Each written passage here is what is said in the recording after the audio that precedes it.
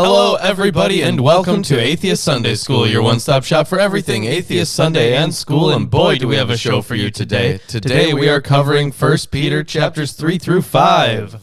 We're finishing 1 Peter. We are. It's not a very long work, which is good because we don't like dealing with those. And next week we'll be reading 2 Peter. Yeah, which I believe, is that one shorter, I think? It's only 3 chapters. Okay, yeah, so we can just cover that one real quick. And then, after that, we have the Johannine epistles. That'll take us at least a couple weeks for the first one. But then the second two, so 2nd and 3rd John, those we'll do in one episode. And even then, 2nd John is 13 verses. And, wait, is it really? 13 verses? Oh, shit. And then 3rd John is only 14 verses. Yeah. Wait. You said 14? Mine's, 14 verses. Oh, 3rd John is 15 for me. Oh. Dun, dun, Interesting. The KJV is missing a verse that's present in the ESV. That's uncommon. It is. Usually the KJV would add bullshit over removing. Right, yeah. Oh, we'll get to that. Oh, well, look at that. Intrigue. So we also have Jude, which is a page, and then we're on to Revelation. So we will be starting Revelation. And I know you have a lot of materials on Revelation. I not only have a lot of material on Revelation, I have like my own original commentaries and shit. Oh. Maybe not too original, but at least my own thoughts that I've put together, and like constructed thoughts. Incredible. Yeah, well thought out. And we know that Revelation is a figurative story about Rome. It's a polemic, yeah. Yeah. Very excited to get to that. I believe we're starting that in September. Yep. And we're finishing it a little before Halloween. Oh, good. So, and that would make, what, 8 years? Jesus, really? Was this an 8-year journey? I don't know. Are we on 6 or 7 now? I don't even know. I think we're on 7. Someone has to go back and check. We started. Was it in 2015 we started? Holy shit, yeah. No, 2016? 2016, I think. Okay. It's been 7 years. Yeah, it's about the same time as my mom's passed, so. Okay, so we've been doing this for a while. Yeah, we Either have way. quite a while. And you know what I've learned? The Bible is much worse than I thought before reading it. Hey, we had at least some interesting moments in it. No, I mean the Bible is morally worse than I yes, before reading it. Gotcha. It's quite bad. Secret anti-theist from Pakistan. Oof. If you open up around... Yeah, be careful around that. Don't even tell us that, man. That sucks. Okay. Sorry, dude. Well, the thing is, I wish I had advice in a situation like I that. will but not. I will advise you not to associate any of your purchases with us. Yep. Right. Yeah. You should not buy our stuff. Just you though. Yeah. Do not get killed. It is not worth it. Don't even subscribe. Try your best to get out of that situation, and then you can open up about it. But do it. Maybe you're safe. Do we what don't know. You gotta do. Yeah. If you gotta get out of there. Good luck. That sucks. Yeah, exactly. No, I believe you. We know. Yes, don't come out about it. Don't do it. No, really don't. But we are talking about 3 Peter today. Or 1 Peter chapter 3. Yeah. We're talking about a Peter. At least one of the Peters. So this one, I'm sure a whole lot of people will love it. Appropriate conduct for Christian wives and husbands.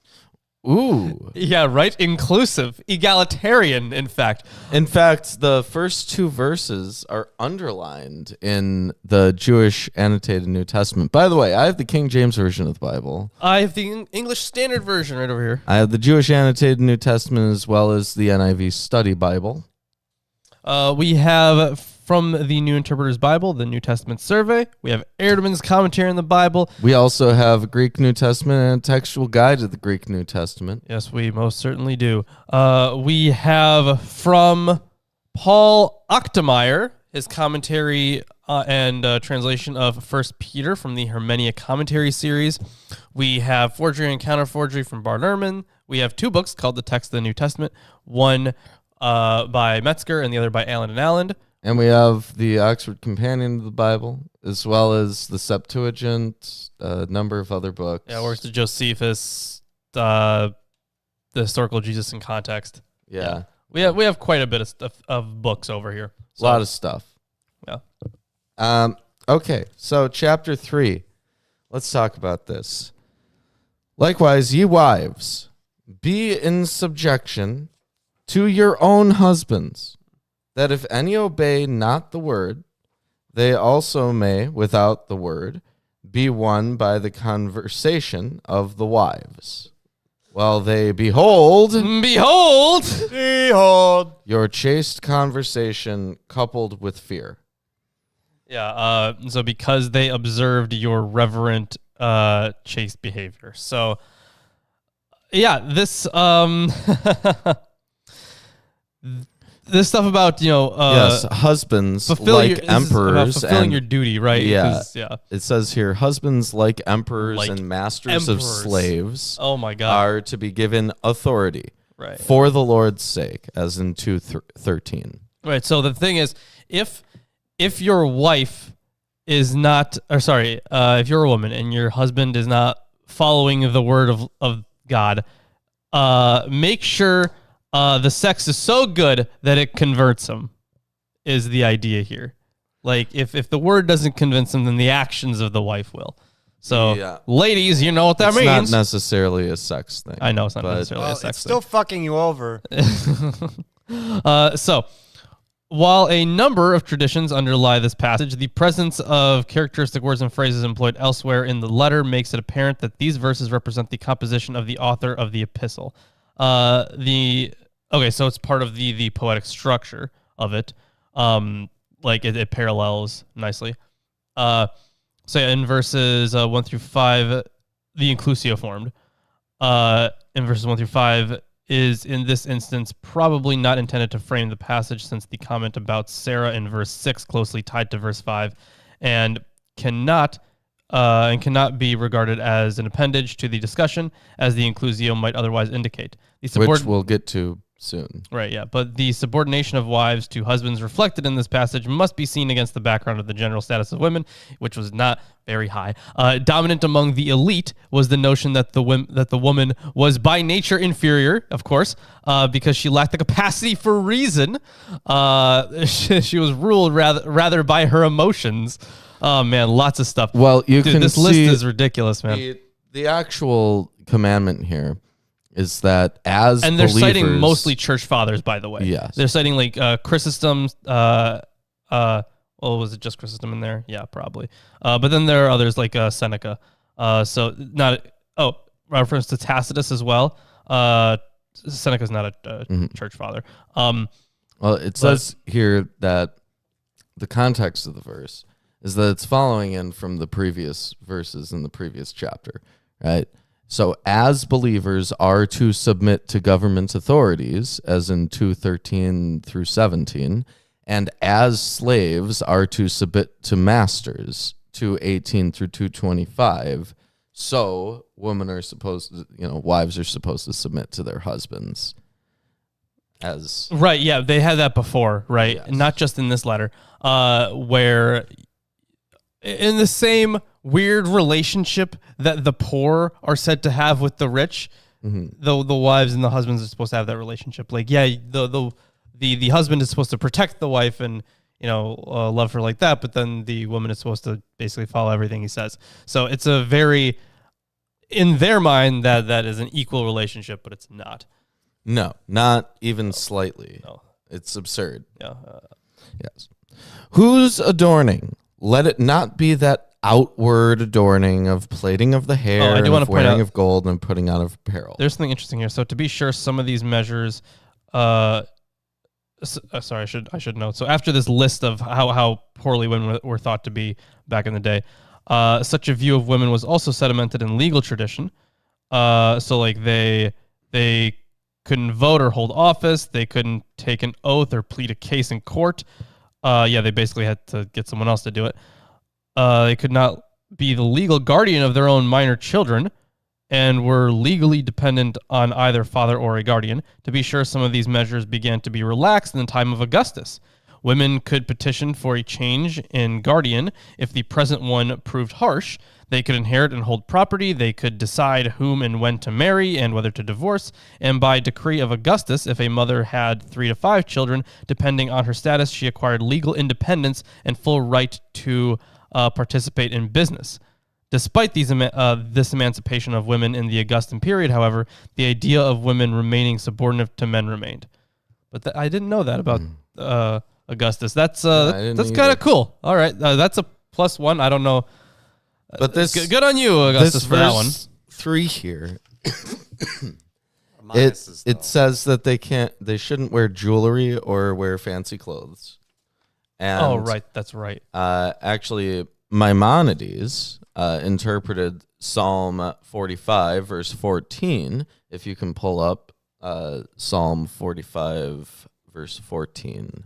Will do. To discourage female adornment and to discourage assertive behavior. Well, remember, a few of the times that we've covered the whole female adornment thing and how they shouldn't be dressed up and stuff, wasn't it in relation to paganism a little bit? Oftentimes it is. Okay. Yeah. So was it 45:14? Yep. In many colored robes, she is led to the king with her virgin companions following behind her. So I guess the woman here is not to be taken as a good character. I guess not. Yeah. Yeah, all glorious is the princess in her chamber with robes interwoven with gold. And then it says that line, with joy and gladness, they are led along as they enter the palace of the king. In place of your fathers shall be your sons. You shall make them princes in all the earth.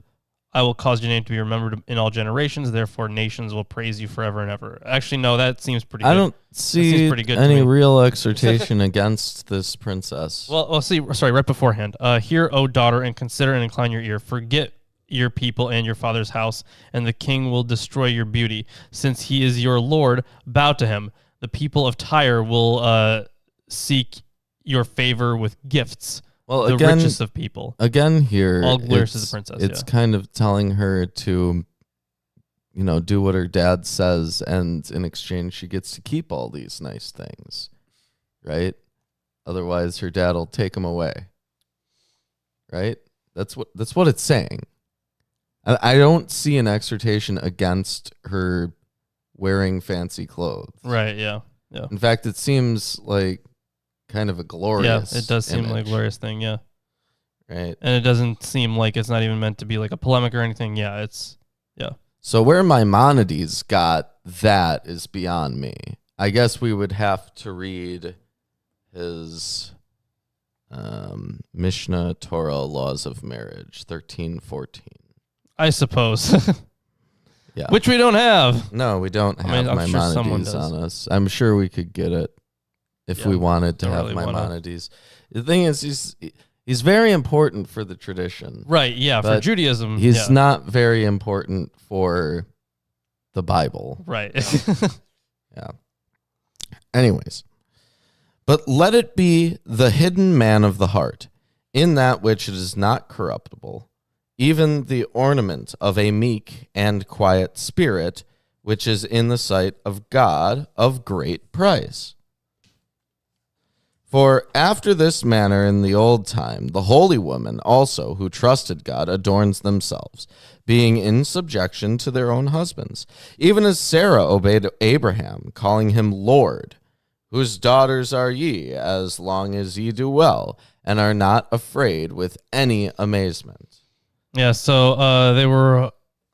Yeah, so the mention of Sarah, of course, going back to the Sarah from the Old Testament. Yes, Sarah refers to Abraham as her Lord, Hebrew Adon, but the context is her laughing in disbelief that she and Abraham will have a child at their advanced ages. No verse in Genesis indicates that Sarah obeyed Abraham. And in fact, God tells Abraham to obey Sarah in Genesis 21:12.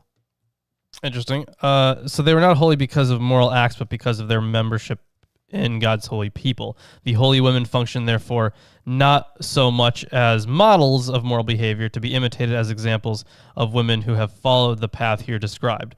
That point is confirmed by the different language used to describe them from the language used to describe Christ in the preceding section, where the household slaves were in fact called to emulate aspects of that life.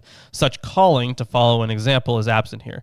The activity most characteristic of the women for our author was the continuing hope in God, the similar form of hagiai, so the holy. I guess this would be the holy women because it's feminine. And also the holy one who hoped makes clear that it is that aspect of holiness the author wishes to emphasize. So it's because of their hope. Mm-hmm. Likewise, ye husbands, dwell with them according to knowledge, giving honor unto the wife, so unto the weaker vessel, and as being heirs together of the grace of life, that your prayers be not hindered. Okay, so the responsibility of the man here, weaker partner, not a reference to moral stamina, strength of character, or moral capacity, but literally to sheer physical strength. Right, yeah. I mean, that would be, yeah.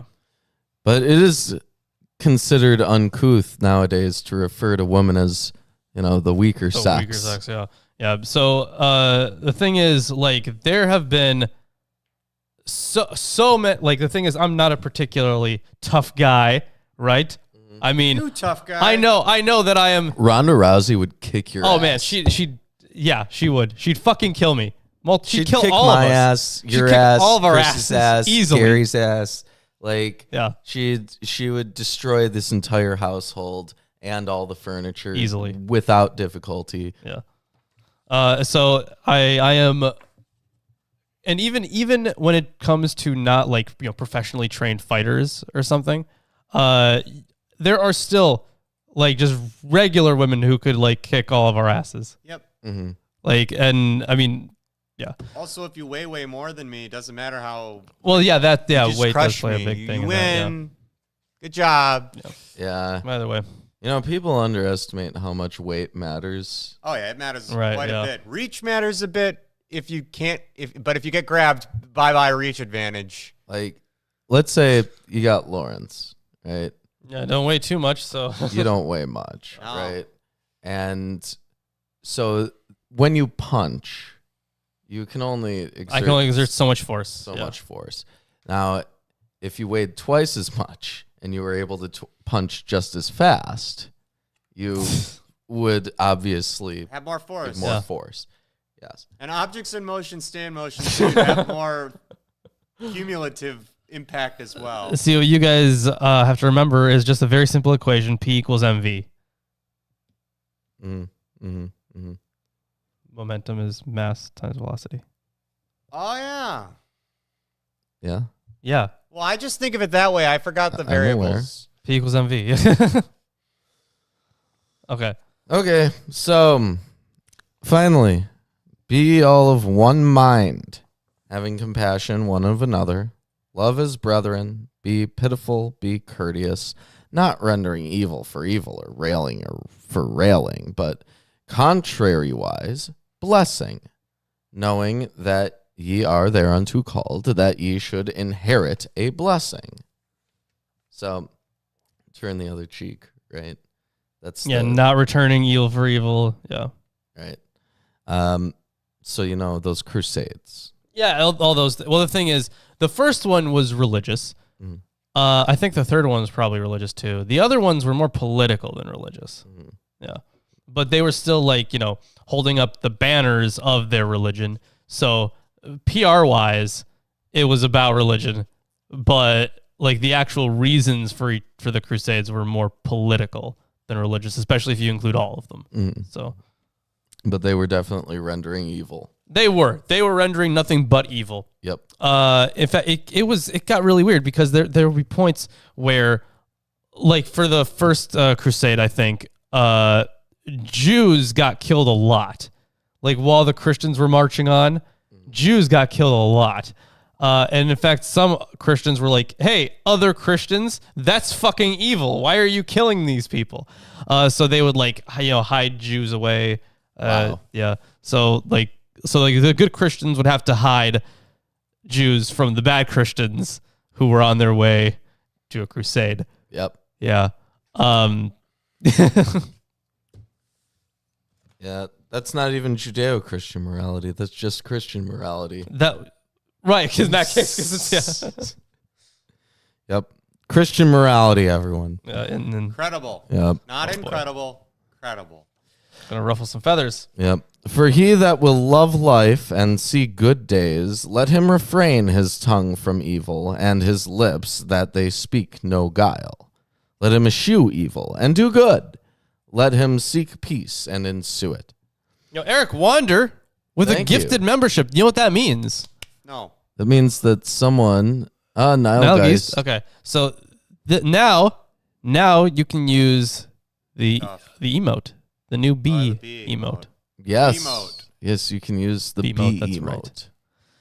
And at some point in the future, Just we'll hope have that these gifted memberships don't go to that guy who's in danger of being killed. Oh my God! Right. Yeah, let's hope not. Holy Yeah, shit! hopefully not.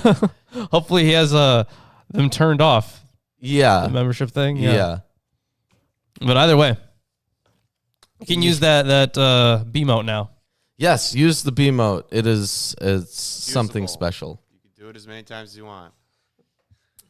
Anyways, let him eschew evil and do good. Let him seek peace and ensue it. For the eyes of the Lord are over the righteous, and his ears are open unto their prayers.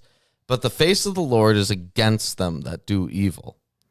And So this verse repeats the Septuagint form of Psalm 33:17a with the only variant.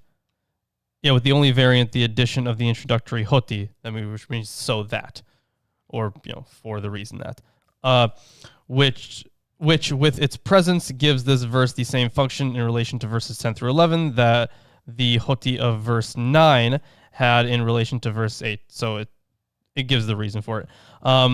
So because the imperatives of verses 10 through 11 reflect activities expected of Christians, for example, blessing one's enemies, living righteously, and suffering for righteousness' sake, which we'll get to later. This verse in this context is probably to be understood as addressed principally to Christians, informing them of God's reaction to his prior grace. Mm-hmm.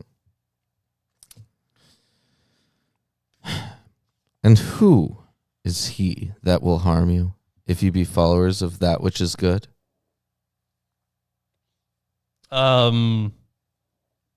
Satan. Well, The devil. you see, there's an answer here in Avot 1:3 and 5:16. The thing no one's Any gonna... love that is dependent on something, when that thing perishes, the love perishes. But a love that is not dependent on something does not ever perish. So... Oh, this is actually kind of cool. So in some manuscripts, let's see, what is this? 313, it looks like. Oh my God, it's not actually in here. So I am currently checking the Greek version here. But in 313, it looks like there was another variation of this verse, actually. Now, it says zealot, right? If who's going to harm you if you become zealous for the good? Mine says, if ye be followers of that which is good. In 313. Oh, okay. Well, hold on. If you are followers, I'm gonna have to check the Greek for that one, because the word that's used here, it's in the if Greek you are is zealot. eager to do good in the NIV, and in So the the word is- NRSV. the word is zelotai. Huh. So it's literally zealot. That's where we get the word. holy crap. This is completely different in Now, it in means- the NRSV. Sorry, it says sorry, it those who means- desire life and desire to see good days. Interesting. Okay, so zealous means one who is eager, but the word is zealot. So in place of zelotai, some manuscripts substitute what is this? Substitute mimetai, perhaps to avoid the connotation that the word zealot acquired in the war of 66 through 70. So it's not that nothing bad's going to happen to you if you follow Jesus. It's that you're not allowed to do anything bad. If people do bad stuff to you, you're not allowed to do things in response. Oh, so Oops. okay, so You're supposed to bless them. So the word that it was changed to, I was just checking the translation of mimetai. So it means an imitator or a copyist, one who represents characters or an actor or an imposter. So someone who would be mimicking the good, I suppose. Yep. And To steer away from the word zealot. there's an important ethical issue here. How does the Christian tradition in 1 Peter reflect on self-defense? Because there are various exhortations in chapter 3 alone, which say, like, if someone's doing evil stuff to you, then you pay them back with compassion and blessings and stuff. So if someone's literally just like coming up to you and attacking you. Well, remember, they were a big fan of martyrdom. They were big fans of martyrdom. So they ideally want to be murdered. If I guess if for their faith, I don't know. In that case, they would get heaven, right? If it was for their faith, I think. I guess. I think in some cases it wouldn't be, right, if it wasn't for their faith. If they were just murdered because they were like a dick or something, I don't know. But I'm not sure how they deal with that, honestly. But that would be my closest guess, and it's really only half an answer. Mm-hmm. So I don't know. I mean, we have Christian viewers, so if any of Christian want answers. viewers, tell us how you interpret this, right? It says outright not to render evil for evil, but to do contrariwise, blessing them, knowing that you're called to do so, you will inherit a blessing. So in a situation of self-defense, what is the Christian thing to do? Is it just to get beaten? if it's just is it just pacifism? Yeah. Which isn't sure, there? Aren't there anything? I think I remember people talking about defending themselves in the Old Testament. Oh yeah, no, in the Old Testament, definitely. And But this is Jesus stuff. mhm. And remember, as we learned in Hebrews, this supersedes the Old Testament. So Ooh. no self-defense. I mean, if you take this as Are they scripture. allowed to ideologically defend themselves?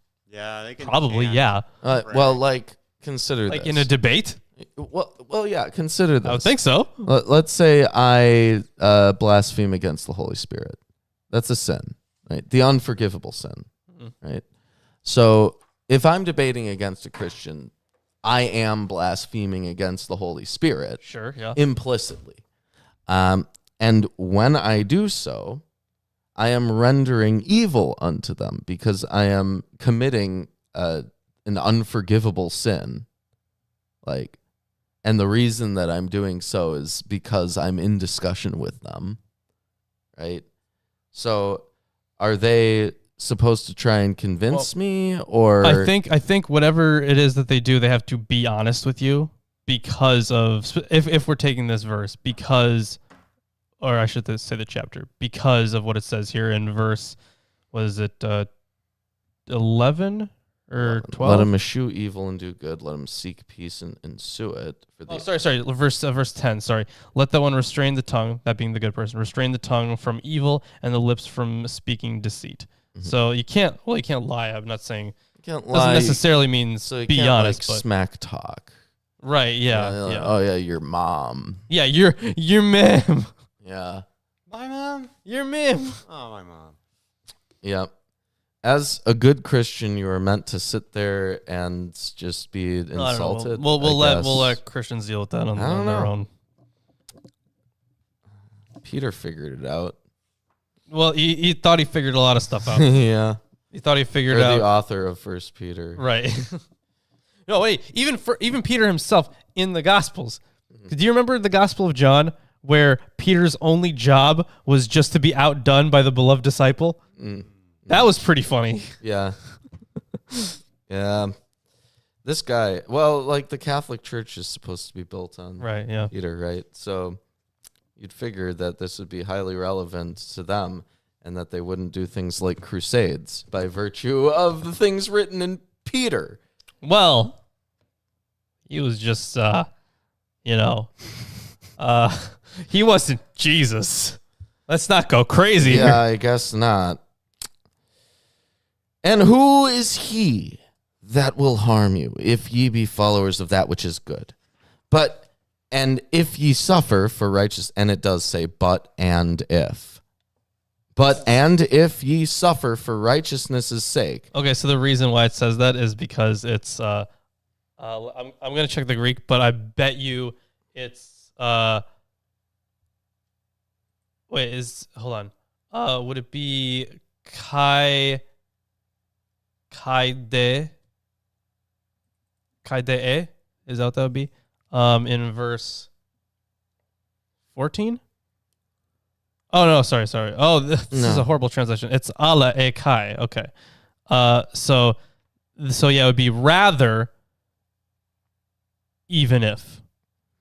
So instead of but and if, it says rather even if. Right, because kai, while the word can mean and, it can also mean even. So saying this altogether is really weird in English, it probably means even. So, but and if ye suffer for righteousness' sake, happy are ye. And be not afraid of their terror, neither be troubled. But sanctify the Lord God in your hearts, and be ready always to give an answer to every man that asketh you a reason of the hope that is in you, with meekness and fear. Okay, so you can defend the faith. This is quoted a lot. So I know that especially Matt Dillahunty quotes this a lot because this was his reason for like really getting into the Bible in the first place.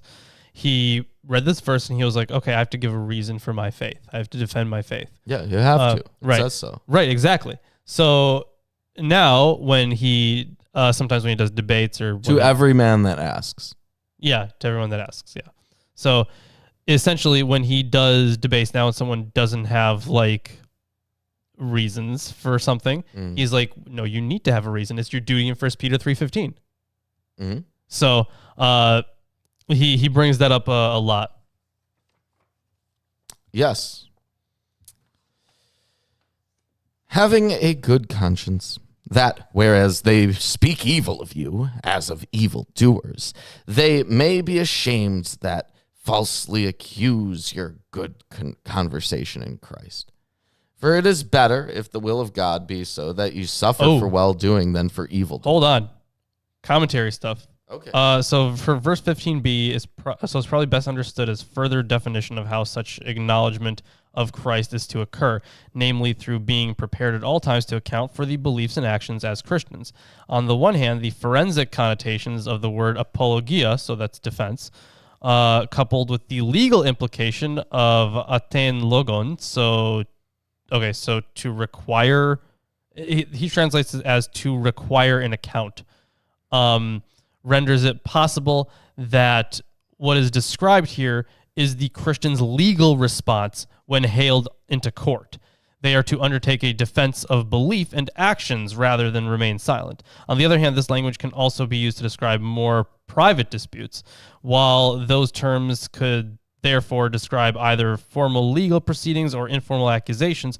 The presence of panti, so all, to anyone who asks, seems to point rather in the direction of informal demands that Christians account for why they do what they do, that is, fail to conform to accepted cultural practices. While one cannot rule out all references to judicial proceedings, the likelihood is therefore that the author has a more informal social intercourse in mind, as the context as the context here. The implication would then be that Christians must take any such request as seriously as they would the requirement in a court of law to answer to formal charges. Yeah. So, but it was interesting looking at the legal perspective of that. Mm-hmm. Yes. For it is better, if the will of God be so, that ye suffer for well-doing than for evil-doing.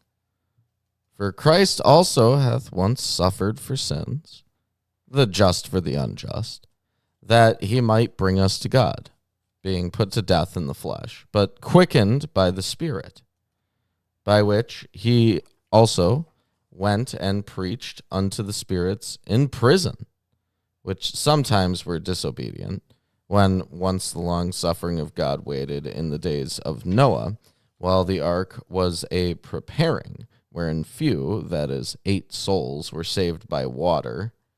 The like figure whereunto even baptism doth also now save us, not the putting away of the filth of the flesh, but the answer of a good conscience toward God, by the resurrection of Jesus Christ, who is gone into heaven, and is on the right hand of God, angels and authorities and powers being made subject to him. Now that is an interesting verse, right? We have all this stuff that is like highly relevant to the Gnostic tradition. Yeah, absolutely. Example. Like But the right hand especially of God here was brought up in Psalm 110. It's in Hebrews 1:3 and 13. Some early Jewish mystical literature, the Hekkelot texts, the right hand of God is implicitly identified with the angel Metatron. Well, I mean, yeah, sometimes. In one tradition, it's linked with Metatron. In others, it's just far more basic. Yeah. Like, if you didn't know about the Metatron tradition, which is far later, then, like, yeah, of course, the Hekkelot literature would mention it. Then you would just say, oh, this is just a powerful seat, like God's right-hand man. Mm-hmm. Like, that, yeah. It didn't have to necessarily be Metatron. And verses 19 through 20 here, 3 main interpretations of this passage have been suggested. This is wait, from hold the on, hold NIV on. Study Bible. Hold on. 1 Peter 3:19 through 20. Something about Enoch? Look at that. Okay. Shout out. Okay, so from 1922 and from 1939.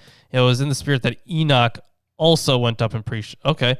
So my translation says... Mine just says in 19, by which he went and preached unto the spirits. Yeah, by whom he also went and made proclamation to the spirit. This is interesting. Okay, so I'll check these notes here. Thank you for that, Jason. So let's see. 5. Okay, here we go. So the Greek phrase... Oh, my God. This is so funny, dude. What? This is hilarious. Oh, my God. Here's why. You guys are going to fucking love this. Okay, so... the Greek phrase "en," which means in, hokai. The Greek phrase "en hoikai" has led to the speculation that the letters Enoch are either a misreading of the name Enoch, or that by haplography the name Enoch was omitted. So the Greek phrase, I think they go with, this is so funny. So it's literally 3 words, right? So it could be, because there are no spaces in ancient Greek, so it could be read as 3 different words, or it could be understood as a reference to Enoch, because if you put those 3 words together, they sound like Enoch. Oh. It could be both. It could be an intentional... like Easter egg. That feels no. I don't Probably think not. I don't think I've ever seen that in any Greek literature. Nothing like that. Oh, we've seen all sorts of stuff in the We've Psalms. seen plenty of wordplay, but nothing like that. I think that Where they make a play out of segmentation. yeah. Yeah, that I don't think we've ever seen. But you would think that we would. It seems like a really easy thing to do. It does seem very easy. You're right, especially in a Well, actually, it'd be pretty hard, right? Because you'd have to find the right words for the right moments, and it would be kind of difficult, I would think, right? I'm not sure. But either way, yeah, so en hoi kai. So because it would be in which even those in prison. Yeah, okay. So so it would still be, man, that's so funny. Yeah, the three words that are separated. Yeah, so it'd be in which, and then the last one, kai, would be it could either mean even or and depending on the context, and it looks like it might be well, it could be either one here, honestly. But it would be in which. So the first one would be in which, and then the sentence continues. Mhm. But that is hilarious to me. That is so funny. No, that's wild. That is cool. And that's also the end of chapter 3. Hey, if you're enjoying the stream so far, give us a like, comment, subscribe, and I'm going to hand it off to you, Lawrence.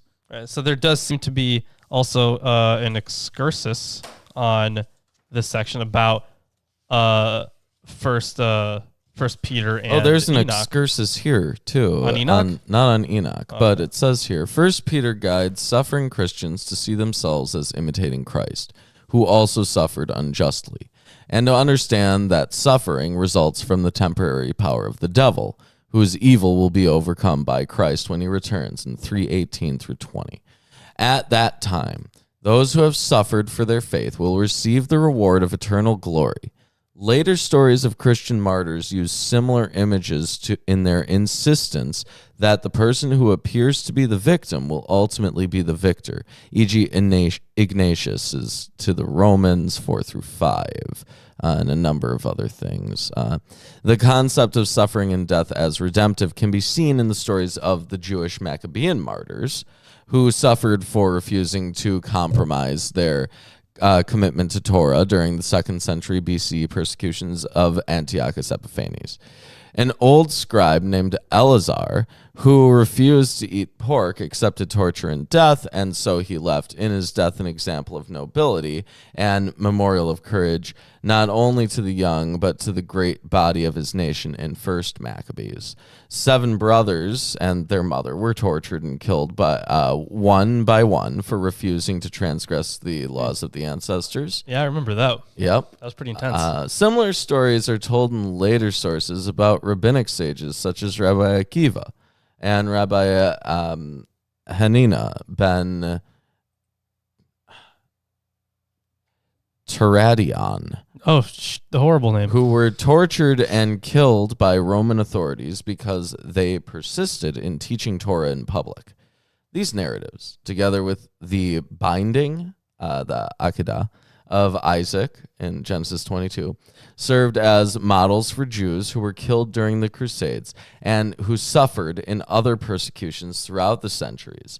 Recognizing that there were righteous people who suffered, some rabbis even interpreted suffering as a sign of God's love. Yeah. Interpreting Psalm That's something. Psalm 94:12. That's something. Happy are those whom you discipline, O Lord, and whom you teach out of your law. Yeah, as that's a reference to chastenings of love, Hebrew Yisurin Shel Ahava. These rabbis suggested that the suffering was not a sign of God's displeasure, but of divine favor. That is really sad that they resorted to that. Yeah, it is. Yeah. No problem of evil here. You're suffering because God loves you. Right, yeah. I think they had a similar thing in Proverbs as well about discipline. Mm. But either way, so on the basis, and as I already mentioned, on the basis of the fact that you put those words together and it looks like it says Enoch, yeah, some have conjectured that the name Enoch originally stood in the text with the letter Ki, rather later omitted through haplography, which honestly to me seems kind of unlikely. Rendell Harris suggested that the original phrase contained both Enhoi and Enoch, with the entire name Enoch later omitted, again through haplography, with Enoch the subject of the verb ekeruksin in verse 19. It sounds to me like they're reaching. They are kind of reaching. It looks like, well, yes, it is an interesting textual not anomaly. What's the word you'd put on it? So Fuck up. Fuck up. I think that's the term for it. right, yeah. While such a suggestion may resolve the problem of the antecedent of the enhoi. Oh, so wait, is there no preceding dative? So let's see. In verse, was it 19? Yeah, 19. No, wait. Yeah, it looks like there's a preceding dative. I don't know what the issue would be, because it does refer back to something. It Might be a manuscript issue. maybe. Yeah, I mean, from where I stand, it doesn't look like it's necessary at all to even make an emendation there. So Yeah, I don't know. But what I do know is that you're going to be reading chapter 4. I for will us. be. Let's do that. Yeah. While I flip to a few things. It is interesting though, the mention of the souls in prison, right? Mm-hmm. Yeah, that was kind of nice. Yeah. That part actually reminded me of, was it the Gospel of Truth that we're reading right now that mentions that? Or was that a different apocryphal text About the souls in prison? about souls in They mentioned wasn't there that in souls the in Enoch literature. was that in Enoch literature? Oh yeah, there was, yeah, but those were angels in prison. Mm-hmm. But that is, We've read a lot of things that are traditionally thought of as written from prisons. well, yeah, that's true. So unless that they're literally saying that, people who are in prison and just calling them souls, but either way, that has also been translated as not translated as, I should say, the manuscript variations. Instead of being in prison, they're in Hades. Oh. Yeah. Huh. So that's completely different. right. Yeah. So both manuscript traditions exist. Yeah. So it's quite interesting, textually speaking. There's one prior. I assume Hades is not prior. No, Hades is not prior. Yeah, the souls in prison is probably the original one. Okay. So, on to chapter 4. Since therefore Christ suffered in the flesh, arm yourselves with the same way of thinking. For whoever has suffered in the flesh has ceased from sin, so as to live for the rest of the time in the flesh, no longer for human passions, but for the will of God. So since 3:19 through 22 is parenthetical, 4:1 ties directly back to 3:18. The aspect of Christ's suffering that these passages stretch is it's suffering unjustly because one has done good. Furthermore, it's physical suffering in body, as opposed to any other kind of suffering. Believers are to be prepared also to suffer unjustly and to face such abuse with Christ's attitude, with his willingness to suffer for doing good. For a similar principle in Paul's writings, see Philippians 2:5-11. Continue.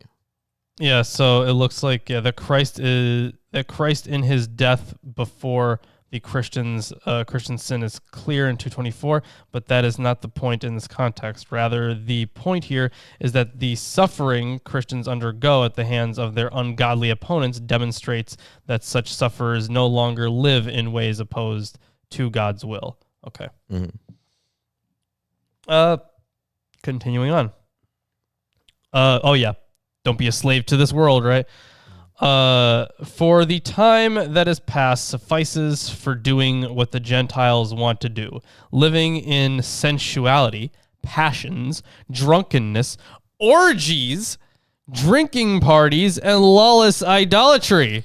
So Seems like a fucking party. Let's go. yes, this is an exhortation against these Gentiles, which is something that we're familiar with, though strange because typically you wouldn't expect to see Gentiles referred to by First Peter, or really any Christian literature. Right, yeah, you wouldn't have that, yeah. It's very strange. But yeah, these guys sound like a fucking blast. Mm-hmm. They're partying. Yeah. They party hard. With respect to this, they are surprised when you do not join them in the same flood of debauchery, and they malign you. But they will give account to him who is ready to judge the living and the dead. So this reference seems to be to the final judgment in heaven. In rabbinic literature, Yeah. the day of judgment is Rosh Hashanah. So this is in tractate on Rosh Hashanah 1:11 through 13. I would very much agree that this is a day of judgment thing. Yes. So, but they will give account to them who is ready to judge the living and the dead. For this is why the gospel was preached, even to those who are dead, that though judged in the flesh the way people are, they might live in the spirit the way God does. It's more likely a reference to those who have heard the gospel proclaimed but initially rejected it. Luke 16:26 indicates that repenting and gaining salvation after death is impossible. But see Daniel 12:1 through 3, 2 Maccabees 12:43 through 45, John 5:25 through 29, 1 Corinthians 15:9, which apparently have alternate points of view on this, whether or not salvation after death is possible. Though I do know that there have been, in the history of the Catholic Church, instances of people being baptized after death or something Baptized similar. after death. Maybe not baptized, but they were converted. Yeah, the Mormons do that. Mormons do that Do too. they? Huh. Yeah. I think that Catholics, Part I'm of why pretty they do sure genealogy. that that Catholics and Mormons both do that. I don't think Protestants do it. So I know that the only thing that I know that would happen after death related to faith itself, at least in Catholicism, would be how people become saints. There were times where if a saint, or not if a saint, if like a church father or a religious person died, they would, if their body didn't rot, like within a certain period of time, they were basically viewed as like holy, and I forget the word that they used for it. But it basically meant like immutable, like not immutable. They were like, since they were perfectly preserved, it meant that they had like God's favor and all that. So then they became what's the word I'm looking for? They became saints. They were inducted into the sainthood after death. Eric says in the practice of the LDS Church Mormons, Yeah. a living person acting as a proxy is baptized by immersion on behalf of a deceased person of the same sex. Gotcha. Okay. Is there? So you can go to what is it? Utah. Well, it would be Utah. Salt Lake City is an LSD church. Yeah, I see what you did there. There is an LSD church. Was it the Om Shinrikyo? Shinrikyo cult? Yeah. I think the Manson family was also kind of an LSD church. Yeah, kind of. Arguably, the Grateful Dead. Yeah. All the Dead. Oh yeah, Incorruptible. That was right. Okay, yeah, Incorruptible. Okay. Yep. All right. Anyways, continue. We'll do. I'm at verse 7. The end of all things is at hand. Therefore, be self-controlled and sober-minded for the sake of your prayers. So, on Jason 5:9, the end of James. James. Yeah, remember that silly one? Yeah, I'm always gonna get that wrong. No, that's fair. It is kind of stupid how they've been doing it JAS. It is kind of annoying, not gonna lie. And Jason's a better name than James. James, yeah. No offense to any Jameses out there. Yeah, sorry, all people named but James. you guys don't have Argonauts. 5:9, huh? I'm looking at James 5:9, because James 5:9 says, "Don't grumble against each other, brothers, or you will be judged. The judge is standing at the door." Right? It's saying here, reference to Christ's second coming and the judgment associated with it. The New Testament's insistence on imminence, e.g. in Romans 13:12, Hebrews 10:25, 1 Peter 4:7, Revelation 22:20, arises from the teaching that the last days began with the incarnation. We have been living in the last days ever since. The next great event in redemptive history is Christ's second coming. The New Testament does not say when it will take place, but its certainty is never questioned, and believers are consistently admonished to watch for it. It was in this light that James expected the imminent return. So, Klaus, when you're saying, so the name is, the name of the epistle itself is Jacobus, so it would be like of Jacob, or of James in this case. But even if you take those first letters, why would you transliterate that to an S? Because it's a kappa. So that's still silly to me. I don't know. You know, the entire system that they use for these, like Deuteronomy. Mm-hmm. How do you shorten Deuteronomy? DEU. DEU, right? Yeah. Yeah. And Genesis. How do you shorten Genesis? JEN. GEN. Holy shit. No, yeah. GEN. I was about to say. Yeah. And like 1 Peter, how do you shorten it? 1 PET. Yeah. Yeah. And James, how do you shorten it? Oh, well, you see, that one is easy. That one is JAS. Yes. Yeah. Okay. So someone out there had a horrible idea and it was put into effect. Oh, that's how it's called in Dutch. Well, you know what? It's not that far from the Greek. But either way, it should be, if it's based off of that, like the original name, then it would still be a kappa. Mm. Why don't you continue reading? Okay, we'll do. Above all, keep loving one another earnestly, since love covers a multitude of sins. Show hospitality to one another without grumbling. As each has received a gift, use it to serve one another, as good stewards of God's varied grace. Whoever speaks, as one who speaks oracles of God. Whoever serves, as one who serves by the strength that God supplies, in order that in everything God may be glorified through Jesus Christ. To him belong glory and dominion forever and ever. Amen. And that section, obviously, like no matter what you do, do it to your best because you want to bring Jesus' best foot forward. Mm-hmm. Yes. The Kaddish prayer at the end of Jewish prayer services, which was developed in the later rabbinic period, similarly functions as a doxology. Here, the glory and power is the doxology, the word of glory, often found at the end of songs, liturgies, or books of the Bible. All right. I suppose I will continue on. Although, well, it says that the most puzzling part of these verses, it's in the final four part of the verse, that being verse 8, right? Where it says, yes, since love covers a multitude of sins. That one? Mm-hmm. Yeah, while the notion that love covers sin is common in the Bible and early Christian literature, the closeness of the formulation to the Hebrew of Proverbs 10:12b and its almost identical form in James 5:20 point to the proverbial status of this phrase, a status probably antedating both uses in the New Testament. What is not clear is whose sins are covered. There are four possibilities. The sins of the one who loves the other are covered by that love. 2, the sins of the one loved are covered by the one who loves.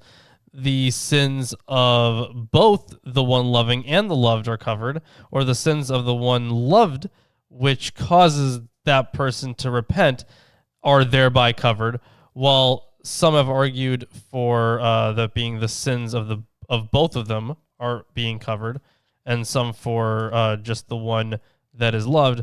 The first two possibilities have claimed the widest support.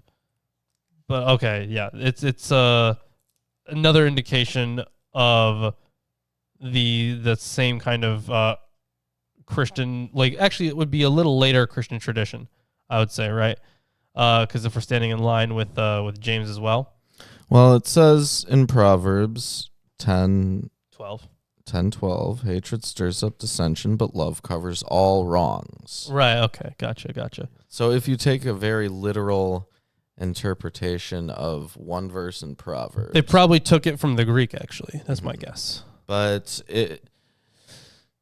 you wouldn't hold this as a serious position when it comes to all sins, right? Because even if you were in the Jewish tradition when this psalm was, or when this Proverbs verse was written, right, you would still be subject to a number of like ordained behaviors to engage in accordance with like sin.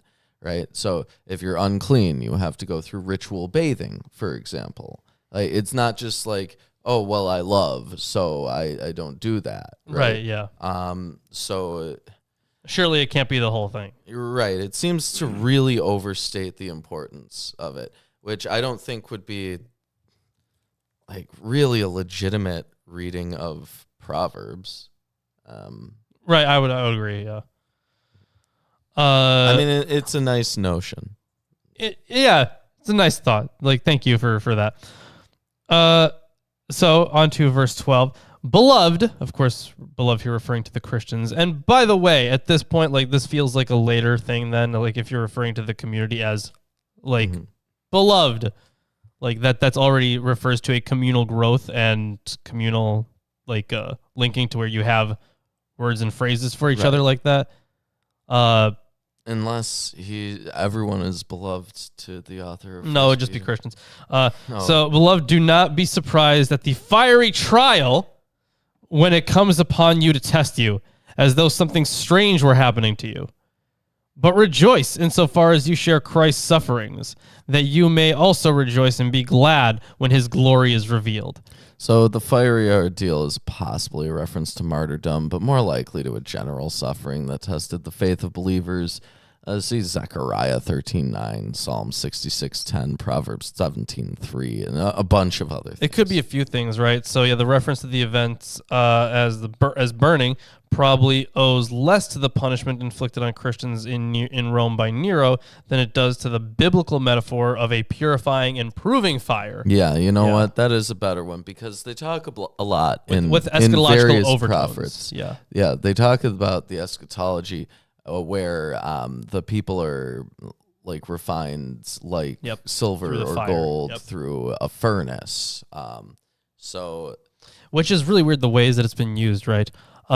So like when it comes to like burning people, there is of course a very literalist approach, which is taken with like, you know, the Valley of Ben Hinnom, right? Which we have discovered the actual valley, right? And it's honestly becoming less and less clear if the Manasseh stuff was even true about Manasseh. Whoa. I'm currently reading Francesca Stavrakopoulos' book on King Manasseh and child sacrifice, and it's really good. I still have yet to finish it, so I still have to analyze the full argument. But you could do a book review once. I could. That's true. She's making a pretty interesting case for that stuff being more polemical than anything. But either way, you say that interpretation, right? So even let's just take that as is. So it would be, is that the expensive book? It is one of the expensive books, yes. There's that interpretation. Then there's the purification one. Then there's the punishment one. I think those are the three. Is there another one? There might be another like image of fire kind of person burning kind of thing. I think those sword.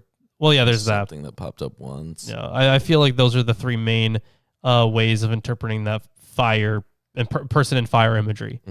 But either way, those are like so closely related too that I feel like it's no surprise that at some point they'd be intermingled. So continuing on. But rejoice insofar as you share Christ's sufferings, that you may also rejoice and be glad when his glory is revealed. If you are insulted for the name of Christ, you are blessed, because the Spirit of glory and of God rests upon you. War is peace. Freedom is slavery. Yes, If you are insulted, you are blessed. Yes. Hate love.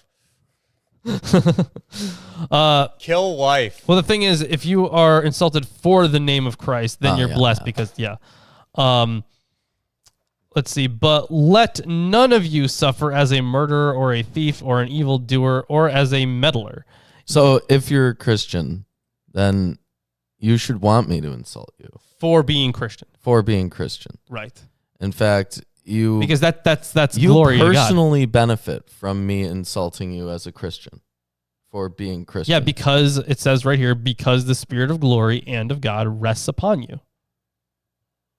That's what it says. Now, okay, please, everyone, I need to make this very clear. Do not harass random Christians, okay? Yeah, don't Please don't do that. Don't harass random Christians. Okay. I need to So- make that abundantly clear. It's Don't do that. the point is really that what Martyrdom. this teaches is like absurd. Yeah, it teaches like martyrdom and Yeah, it teaches you to be self-sacrificing, but it's more than just like a self-sacrificing thing. It's literally teaching you to be like a complete pushover in every single situation. right, because at the end God will have it all figured out. Yeah, like Yeah. there are times that you should stand up for yourself. Well, yeah. You know, Yeah. I think most people know that just You intrinsically. should sit down. I'm already sitting. Shut up. No, I'm gonna keep talking. Damn you. Yeah. What are you gonna do? Mute me? Probably. I don't know. We had a ton of viewers, and then we went down to 6. So Whatever. It What happens. happened? I don't know. They all just decided to go take a dump. Was it when we said don't harass Christians? Anyways, Yeah, I think so. I think you telling them not to harass Christians. they're caused like, them "I'm to gonna leave. go harass some Yeah, Christians." they decided to go harass I Christians guess. because Yeah, you told probably. them not to harass Christians. Damn it! That's what happened. Try to do something. Anyway, keep reading. Ugh, okay. Right. Okay. But let none of you suffer as a murderer or a thief or an evildoer or as a meddler. Yet if anyone suffers as a Christian, let him not be ashamed, but let him glorify God in that name. For it is time for judgment to begin at the household of God. And if it begins with us, what will be the outcome for those who do not obey the gospel of God? Rhetorical question. Right. Yeah. Clearly, it's supposed to be a bad outcome. Yeah, very bad. And this is a quote here. Mhm. If the righteous is scarcely saved, what will become of the ungodly and the sinner? Yeah, so same deal. Rhetorical question. Mhm. Therefore, let those who suffer according to God's will entrust their souls to a faithful Creator while doing so. So here, when it says that quote, they're extending the imagery from the household codes within earlier areas to the church. You said the household of God, yeah, or the family of God. Yeah, mine says, wait, for which verse? In verse 17, NIV has family of God. Oh, household. Yeah, household. of God. NRSV has household. The KJV. Well, I mean, whatever. It's It's somewhere in there. yeah. So It's for completely 17, different. You know, it always. yeah, is. it says house of God in Hermenia. Okay. It's not. It shouldn't be a big deal at all. Honestly, it probably is just the same word being translated differently. Okay. Yeah. You could interpret it as the church, if it's the household. Sure. That's fair. But more as Christ, as if it's the family. Yeah, but either way, so that is the end of chapter 4. Hey, do you hear something? Why? I do believe that I do. I hear something. I hope you guys also. Behold, I am your Lord and Savior, Jesus Christ, and I want to let all you heathens and sinners know that I support this wonderful episode of Atheist Sunday School. Lawrence and Reuben try their very best to bring you the true glory of the Bible, and they need your help. They have provided links to their Patreon page and other social media just for you. Once again, my name is Jesus Christ, and this is Milwaukee Atheists. The Lord is with them. God bless. Oh my God! Hey, Jesus, thank you so much for stopping in. I really appreciate that. And it looks like you didn't take Ruben for too long. It looks like you just kind of ascended and then descended.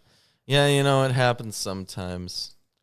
Where he takes you, but not fully, because you think he's sick of your shit? Yeah, I'm tired of him. Once in a while, he gets mad at me making fun of his dad, but you know what? Yeah, maybe today. But his dad shouldn't do so many cringy things, Right? okay? That's true. He's done quite a few cringy things. Let's be honest here. Yep. Anyways, I'm in chapter 5, the final chapter of 1 Peter. Yeah, appropriate conduct in the community. Mm-hmm. Chapter 5. The elders which are among you I exhort, who am also an elder, and a witness of the sufferings of Christ, and a partaker of the glory that shall be revealed. Hello, fellow elders. Mm-hmm. Get it because of the hello, fellow kids thing? Mm-hmm. Oh, you get it. Mm-hmm. You're fine. Yeah, you're fine. Yeah, I get it. Okay, good. Yes, the elders here. Here, literally, it's co-elder. Yeah, I'm a fellow elder. Presbyteros. Co-elder. The author here claims to have witnessed so Christ's suffering, establishing his authority as an apostle. Yeah, so here he's claiming to be an eyewitness, which Peter would have been. witness of the sufferings of Christ, yeah. But the author is not Peter. Which we already covered why. Pretty good detail, I think, in the first episode of this. Yes. So here's just an outright false claim by the author. Or he's LARPing. And also, he's LARPing as Peter. He also appeared to have, he also appears to have coined the term sum presbyteros. So, fellow elder. Since it does not appear in Greek literature prior to our letter, but is used frequently by later Christian writers. I see. He's inventing terms. Feed the flock of God which is among you, taking the oversight thereof, not by constraint, but willingly, not for filthy lucre, but of a ready mind, neither as being lords over God's heritage, but being examples to the flock. And it's also important to note here, so when it talks about, even though we discuss pretty in detail why this cannot be, or why this probably isn't Peter, in the first episode of this, when we are discussing the interpretation of being a witness to the sufferings of Christ, there are multiple interpretations for that. Now, of course, one of them is, of course, as you noted, them claiming that they are a witness to the actual passion narrative, right? That they are a witness of his death, and the fact is, this has been supported in other passages. So the phrase can mean an eyewitness to Christ's crucifixion, with support being drawn from many places in Acts, or on the implied contrast in 1:8 to the non-eyewitness status of the readers. The unanimous gospel tradition that Peter was in fact not present at the crucifixion cuts directly across any such construal. A more likely construal of witness in the context of Petrine tradition is to understand it in terms of the one who bears witness to events, in this case, Jesus' passion, the apostolic witness to which was understood to be normative by the early church. Yes, and the flock and shepherd imagery is stuff that we've seen all the time. times over. All the time. It's everywhere. And that's when it comes to Christian literature, that's love their being referred to as slaves and sheep. I don't know why. Well, because they need they have their master, right? And they also have their shepherd. Yeah, but so that's in the way that they're responsible for creating. He's a nice using master. The terminology master. Yeah, and shepherd. So they've put themselves into a situation where they, continually refer to themselves as slaves and Well, the sheep. thing is, they didn't invent it, No, they didn't. but they use invent it but way more than everyone They else. adopted it into their tradition as Right. opposed to adopting not eating pork. Right. Like, why? Anyways. And when the chief shepherd shall appear, ye shall receive a crown of glory that fadeth not away. Likewise, ye younger, submit yourselves unto the elder. Yea, all of you be subject one to another, and be clothed with humility. That's so For funny. God resisteth the proud, and giveth grace to the humble. That's really funny. But you be my subjects. I'm better than you. It says, all of you be subject one to another. Not like all of us together are subject to one another. It's all of you. All of you, yeah. Yeah. Yeah. So the verb that begins the verse indicates that, like the shepherd or elders, others also have responsibilities. In this case, the younger, who are to be subordinate. A variety of factors has led to the speculation that this material was taken from a catalog of duties, similar to, if not identical with, the one found in 2:11 through 3:7. Such factors are the presence of the... Oh, okay, so they're describing the actual reasons here. The use of the phrase similarly, the use of contrasting pair older and younger, characteristic of tables of duties, the apparent difference in the use of presbyteroi, so that'd be elders, meaning the one who exercise shepherding authority in verses 1 through 4, while in this verse it apparently refers simply to age. So there are a few reasons. Since the same author is writing who wrote 2:13 through 3:8, it should not be surprising that he chose to link succeeding comments on responsibilities with the same adverbial conjunction. Wait, hold on. So it looks like, okay, so yeah, this is just his thing about, I want everyone to follow God, but at the same time, I want them to follow me too. But it's got to be God first. Like, I follow God, so they. Oh, right. Yeah. So it seems like someone vying for some sort of control. Yeah. Humble yourselves, therefore, under the mighty hand of God, that he may exalt you in due time, casting all your care upon him, for he careth for you. Be sober, be vigilant, because your adversary, the devil, as a roaring lion, walketh about, seeking whom he may devour. I don't think the devil was ever really established as a character who would do something like that. No, he was not. At least not in this tradition. Signifying either the non-believing oppressors or the inner desire to express anger, to sin, or to lose faith. Yeah, so be sober, stay awake. Your adversary, the devil. So apparently, P72 and 33 add the article. English usage requires it, whether present in the text or not. Yeah, fair enough. Your adversary, the devil, is prowling about like a roaring lion seeking someone to devour. Yes, I don't quite remember the devil acting like that in the Bible. Well, No. of course, it wouldn't have been the devil, right? It would have been Satan before. But now it's the devil. Right. So this is what, verse 8? Yes, verse 8. So it seems I am trying to skip to something. Well, now we not only have the devil as an established like monstrous character, but he like plays the role of like the direct enemy, not only of like Jesus himself, but of all Christians, right? Actively seeking out those he might devour. Right. So the two imperatives at the beginning of this verse, so be sober and stay awake, are used elsewhere in the New Testament in eschatological context, and such a context is continued here in light of the events now underway that lead to God's final judgment. The proper stance for Christians is not to let down their watchfulness. Although the following phrase lacks a direct indication of cause, it is clear that one reason, at least for a permanent state of watchfulness, is the fact that their opponent, the devil, never lets up. Yeah, I think we've gotten that before, right? Where they have to always like stay vigilant, watchful, and kind of, waiting for the end because they know it's like right around the corner. Yeah. Yeah. So even now he is stalking about on his mission. Both words used to describe that opponent refer to one who levels accusations. The first, antidikos, refers to an opponent or adversary in a court of law. The one meaning it has in its other uses in the New Testament.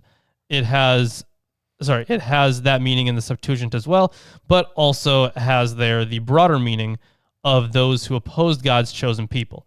The reference here is probably closer to this latter meaning in the Septuagint, other than to the other New Testament uses. The reference here is not to the one who hails Christians into the law courts, but one who opposes God's plan and so causes suffering to be inflicted on Christians. The second word, diabolos, also has its primary meaning slander or accuser, but unlike antidikos, it has come in the New Testament to represent the devil as the rebellious prince of evil. Okay. Whom resists steadfast in the faith, knowing that the same afflictions are accomplished in your brethren that are in the world. But oh my God, I know where this is from. I know where. Hold on, do they make the connection?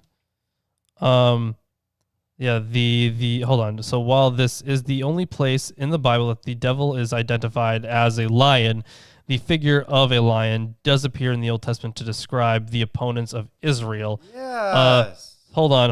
Where but is it this? also appears as a symbol of the Davidic dynasty. Yes, it does. But the thing is, guys, the chair represents weakness, but also chair strength. Yeah. also represents strength. Right. Yeah, that was really stupid. So do you remember? I think it was actually Psalm 22. That was the passage. That was the one that Jesus was quoting, I think, at his crucifixion. My Father, Why have you forsaken me? Yeah. That one. I think it's actually in that chapter that I think it's in the Masoretic text where people are described as surrounding their hands and feet like lions. Yeah.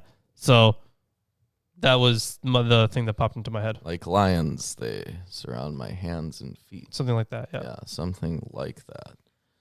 Anyways, this other verse here. But the God of all grace, who hath called us unto his eternal glory by Christ Jesus, after ye have suffered a while, make you perfect, establish, strengthen, settle you. To him be glory and dominion forever and ever. Amen. By Silvanus, a faithful brother unto you, as I suppose, I have written briefly, exhorting and testifying that this is the true grace of God wherein ye stand. The church that is at Babylon, elected together with you, saluteth you, and so doth Marcus my son. Greet ye one another with a kiss of charity. Peace be with you all that are in Christ Jesus. Amen. Yeah, so we talked about the reference to Silvanus in the first episode of this. Yes. Oh, okay. Oh, thank you, Jason. Many bulls have surrounded me. Strong bulls of Bashan have encircled me. They gape at me with their mouths like a raging and roaring lion. Okay. Yes. The reference to Babylon here, we talked about in the previous episode, could be literal. Could literally be Babylon because Babylon did exist. Could be figurative. Could be talking about Rome. Could be talking about any number of places. Likely Rome. It seems to be the common. The thing is, it could be right. Like for this one, it's so ambiguous. It's super ambiguous. Yes, so we don't actually know. It could be literally being written from Babylon, or it could be talking about Rome. Or let's see what else. Also, traditionally, the son here is understood as Mark, who is thought to be Peter's disciple. So the location of the elect community is identified as in Babylon, which is also presumably the location from which the letter is sent, although the location of Babylon mentioned admits of some confusion. While one would normally assume that it referred to the Mesopotamian city, contemporary records indicate that that city was, at the time the letter was written, little more than ruins. But there was another Babylon, I think. Well, I think there was like a small community in Babylon, right? Yeah, we noted that. Yeah, so that added to the lack of any tradition linking Peter with this area makes it highly unlikely that this is meant as the place of origin of this letter. Let's see. He goes on to say, so there was also a military stronghold on the Nile Delta during this period that bore the name Babylon. But again, there is no indication of any Petrine contact with Egypt. It is far more likely that Babylon is cryptic reference to Rome, which we noted. Also mentioning Jerusalem, that it could be talking about Jerusalem in the chat. Yep. Jerusalem was the last place that we see Peter in the book of Acts. Interesting to note there. So it looks like, so the equation of Rome with Babylon arose in Jewish tradition. Yeah, we know where that arose. We're going to talk about more in Revelation. Yeah. Less a result of the general persecution of the chosen people by the Babylonian Empire than as a result of the conquest of the destruction of Jerusalem by Roman legions. I'm just looking for stuff where it talks about Jerusalem to see if it's even mentioned here, but it does. I mean, I would understand how you could come to that conclusion from the reading with Acts. I certainly suppose that, but it'd be weird to call Jerusalem Babylon unless you were thinking that they have, unless it's like an Ouroboros, right, where it like eats its own tail sort of thing. Yeah. That would be the only case in which I could see them referring to Jerusalem as Babylon. It could be the case. But that is the end of First Peter. So, what do we think of First Peter? You know, it gets a little Preachy. crazy. it gets kind of crazy, kind of nuts. Although it started There's off some questionable content, like scripturally questionable. Yes. There's some Moral interesting Moral textual issues, history to it. I found the textual history really interesting. Yes. Actually. The serious moral issues. Thanks, Right. Eric. Yeah. Also, yes, Eric, thank you for the one gifted membership. Let's see who it goes to. Considering Anew has gotten it. So considering Anew, you can now use the B mote. You can use the B mote. Besides that, so according to the commentaries that we read, 2 Peter is not so well written. Right. Yeah. Yeah. And I have a commentary at home for it as well. And it's actually on both 2 Peter and Jude. And I think I should have Why 2 Peter and Jude? I don't know. Okay. I was also wondering why, but I'm going to go through the introduction and maybe they'll explain. Strange. Yeah.